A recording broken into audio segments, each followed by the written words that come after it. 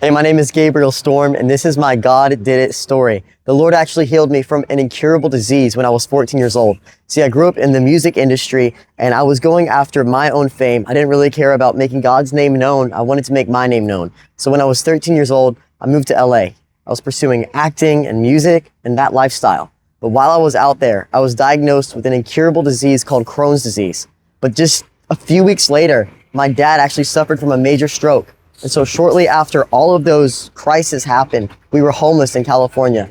And so we moved back to Jacksonville. I was living with my uncle. I was super broken. My dad was on drugs. The family was just really in turmoil. So I began to seek after God because when I hit rock bottom, Jesus was the rock at the bottom.